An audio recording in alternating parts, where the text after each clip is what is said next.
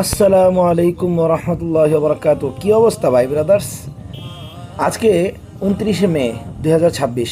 গতকালকে আমাদের এখানে ঈদুল আজহা শেষ হয়েছে। তো ঈদুল আজহার পরের দিন একদম সকাল সকাল আমরা তিনজনে রওনা হয়েছি পিরোজপুর। উদ্দেশ্য হলো আমাদের বড় হুজুর যিনি আছেন, ওনার আম্মা অসুস্থ, উনি আম্মাকে দেখতে যাবেন। আর আমরা যেহেতু উনি খুব অল্প সময়ের জন্য যাইতেছেন, এই জন্য আমরা ওই সুযোগে একটু ওনার এলাকা থেকেও ঘুরে আসার জন্য রওনা হয়েছি। তো আমরা শরীয়তপুরের বর্ডার পার হয়ে গেলাম, অলরেডি টেকেরহাট ব্রিজের উপরে আসি। তো এখান থেকে যাওয়ার পথে মানে সবচেয়ে বড় যে ট্র্যাজেডি আমাদের সাথে হয়েছে সেটা হলো, আমরা একেবারে ফজরের পরপর বের হয়েছিলাম। একে তো ফজরের পর, তার উপর আবার একেবারে ঈদের পরের দিন। তো স্বাভাবিকভাবেই দোকানপাট একটু দেরি করেই খোলার কথা, কিন্তু সমস্যাটা হলো আমরা এত দূরের সফরে যাইতেছি, কিন্তু আসল জিনিসই আমরা নিই নাই, সেটা হলো গাড়ির তেল। সুতরাং যেটা হওয়ার সেটাই হয়েছে। বেদেরগুঞ্জে আসার আগেই আমাদের গাড়ির তেল শেষ। এমন এক জায়গায় শেষ যে আশেপাশে কোনো দোকানও নাই, এবং মোটামুটি 2-3 ঘন্টার মধ্যে দোকান খোলারও কোনো সম্ভাবনা নেই। সুতরাং এখন আমাদের কাছে একটাই কাজ করার বাকি ছিল, সেটা হলো কপাল চাপড়ানো আর বলা, আমি ফাইসা গেছি, আমি ফাইসা গেছি। ও আমরাই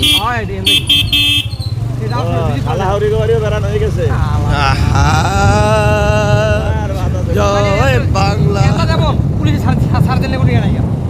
চিপা দিয়া যায় একটা মেইন রোডের মধ্যে পড়ছে, সেই মেইন রোডে আমরা চলে আসছি। এখান থেকে আস্তে ধীরে আমরা, আস্তে ধীরে না, এটা তো আসলে ফাও কথা, আস্তে ধীরে কী আর আস্তে ধীরে, আমরা মোটামুটি ভালো স্পিডে টানতেছিলাম, কারণ গাড়ি ঘোড়া ফাঁকা ছিল, রাস্তাঘাট ফাঁকা ছিল। তো আমরা অলরেডি বুরগাটা চলে আসছি। সামনে আমাদের একটা ফ্রেন্ড আছে, মুরাদ ভাই, ওনার কাছে থামার চিন্তা আছে, বাকি উনি ফোন ধরতেছে না। সকাল সকাল অনেকগুলো তাকে ফোন দেওয়া হয়েছে, সম্ভবত রাত্রেবেলা কড়া একটা খাওয়া দিয়েছেন, এজন্য খায়া যে ঘুমাইছেন, ওই ঘুম আর ভাঙে নাই। তো আমরা অলরেডি বরিশাল গৌরনদী চলে আসছি। এখানে আমরা থামছিলাম যে নাস্তাটা করে নেই, তাছাড়া মুরাদ ভাইয়ের খোঁজখবর নেই। তো নাস্তা করতে নাই মা মোটামুটি একটা ভালো ধরনের মার খাইছি। মানে এমন একটা ঠক দিয়ে দিছে আমাদেরকে, মানে বলার বাইরে, কিছু করার নাই। তো আমরা জোড়া ব্রিজের কাছে চলে আসছি। ডান পাশে, ওই যে ডান পাশে দেখেন একটা পুলিশ ফাঁড়ি, বাম পাশে একটা পুলিশ দাঁড়ায় ছিল।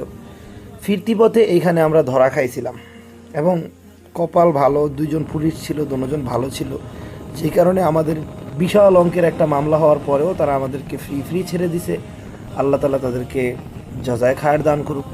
ঠিক আছে, আমরা গরিব মানুষ, যদি এত বড় বাসটা দিয়ে দিত, ওই বাস রাখার মতো জায়গা আমাদের কাছে ছিল না।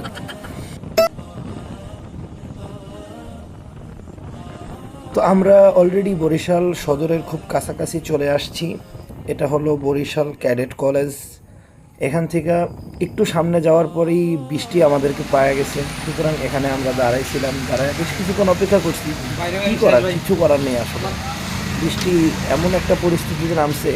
আরেকটা বিষয় হলো, এর আগ পর্যন্ত এমন একজনে চালাইছে যার মাথায় হেলমেট নাই, আফসোস কি বাত।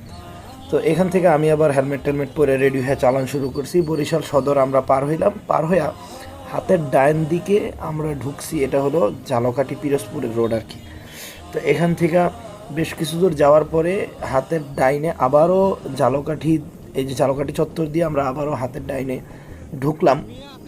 এখানে মূলত আমাদের টার্গেট ছিল ঝালকাঠি NS কামিল মাদ্রাসা, যেটা আছে বাংলাদেশের মধ্যে অন্যতম বিখ্যাত একটা আলিয়া মাদ্রাসা। ওই মাদ্রাসার মধ্যে আমরা যাব, কারণ এর আগে কোনো সময় যাই নাই, অনেক নামডাক আছে।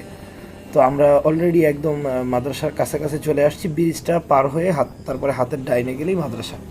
আর ব্রিজটার অবস্থা দেখা তো একদম আমাদের অবস্থায় ছেড়ে বেড়া, মানে এত তালি এত তালি, মানে মনে হয় যে মানুষের সবচেয়ে হতবাগা যে মানুষটা আছে, ওই মানুষটার জীবনেও এই পরিমাণ তালি নেই, এই ব্রিজটার মধ্যে যে পরিমাণ তালি আছে। তো ব্রিজ পার হওয়ার পরে আমরা হাতের ডাইনে, যদিও একটু কনফিউশনে ছিল, তারপরে কয়েকজনকে জিজ্ঞেস করছিলাম, জিজ্ঞেস করে আমরা এখান দিয়ে ডাইন পাশে ঢুকলাম। ঢোকার পরে একটু সামনে যাওয়ার পরেই আমাদের সামনে চলে আসছে ঝালকাঠি NS কামিল মাদ্রাসা, যেটা বাংলাদেশের মধ্যে অন্যতম শীর্ষ একটা আলিয়া মাদ্রাসা আর কি। বাকিটা দেখা যাক। হ্যাঁ, আঁটবো, কিন্তু ভিডিও করতে দিব না, ছবি তুলতে দিব না, এটা কোনো কথা?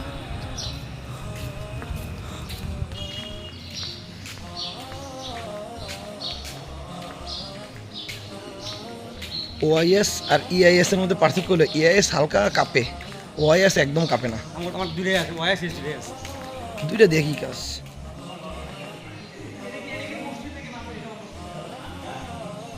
আমার কাছে এই মাদ্রাসার অন্যতম যেই জিনিসটা সবচেয়ে ভালো লাগছে সেটা হলো এখানে তাহিলি মাদ্রাসা নামে একটা বিশেষ শাখা আছে, অর্থাৎ যারা হেফজো পড়ে, হেফজো পড়তে পড়তে তাদের বয়সটা স্বাভাবিকভাবে একটু বেশি হয়ে যায়, তো তাদেরকে নিয়মতান্ত্রিক ক্লাসে না দিয়া ওই তাহিলি 1 বছরের মধ্যে তাদেরকে 2-3 ক্লাস পার করে নবম শ্রেণীর উপযুক্ত বানায় ফেলা, এটা আমার কাছে অনেক ভালো ছিল। তো আমরা এখানে হজরতদের পারিবারিক কবরস্থান জিয়ারত করার পরে পুরো মাদ্রাসাটা ভালো করে ঘুরে দেখতেছি। এই যে খানকা শরীফ, মাদ্রাসাটা আসলে খুব মোটামুটি বলা যায় যে না, সুন্দর একটা ক্যাম্পাস, নিরিবিলি। বাকি আমরা যখন আসছি তখন তো ঈদের ছুটি ছিল, যে কারণে একদম শুনশান ছিল, মানে যেটা আসলে সচরাচর থাকে না। তো এখান থেকে আমরা বের হয়ে আবার রওনা হয়ে গেলাম আমাদের যাত্রার দিকে, আমাদের গন্তব্যের দিকে।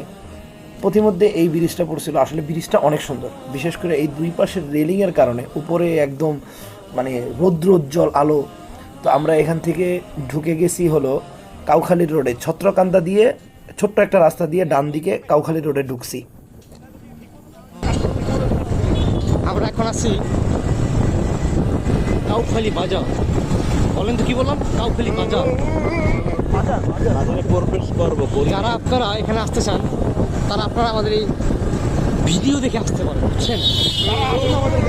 দেখুন আমাদের বাজারের সেরা মলমগুলো। We are enter into Kaukhali bazaar. Kaukhali বাজার।